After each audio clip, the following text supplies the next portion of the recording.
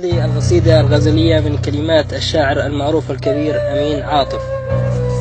يا لمسيت أنا ساهر وحالي مكدر، قلبي وجيع والراس يضرب صداعه، صبرت بس زاد الألم فيني أكثر، قلت ازعفوني قبل أموت يا جماعة.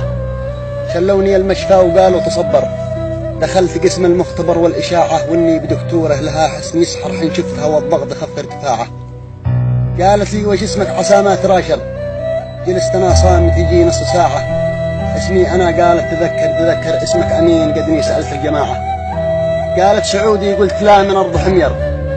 قالت سعودي، قلت من أرض حمير. قالت هلا ونعم بقوم الشجاعة. سألتها مسمش ومن أي بندر، قالت سعودية واسمي براعة. وش يوجعك، قلت الفؤاد قد تأثر. قالت أكيد الحب زاد الفياعة. قلت الألم كله فيه الشق الأيسر، أشتي علاج ما عاد فيني مراعة. قالت فؤادك والهوى فيه صيدر، لابد نزرع قلب ثاني زراعة. فقلت يا جناه واليوم الأغبر، هذا كلامش صدق أم هو إشاعة؟ مفعل بقلبي بعد ما قد تغير، هذا فؤاد يا بنت مشوا بضاعة.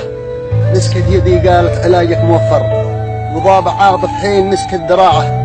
ولا دريت إلا وجسمي تخدر، وسار الألم مني ووقف صراعه. ودخلتني بحر وانا في البر، عيونها ليزر قتلني شعاعه.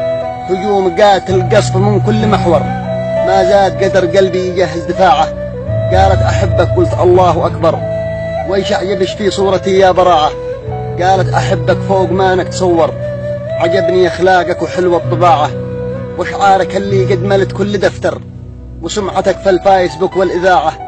قصايدك عندي من العامل مر، طبعتها في وسط قلبي طباعة. واليوم ربي باللقاء فيك قدر، أرجوك لا تحرم قلبي متاعه. الله والإحراج واليوم ندبر، حسيت عقلي قد بدا في ضياعه. خلت أمن حمر وخضر وصفر، حاول تقوم لكن بدون استطاعة. فقلت يا دكتورة قد القلب قرر، فقلت يا دكتورة هالقلب قرر، أعلنت لش حبي وسمعا وطاعة. أمين قدو في ذمتش وانت يخبر، أعطاه فؤاده لش وللحب باعه. وفي الأخير يا قلب عاطف تصبر، ودعتك اللي ما يخون الوداعة.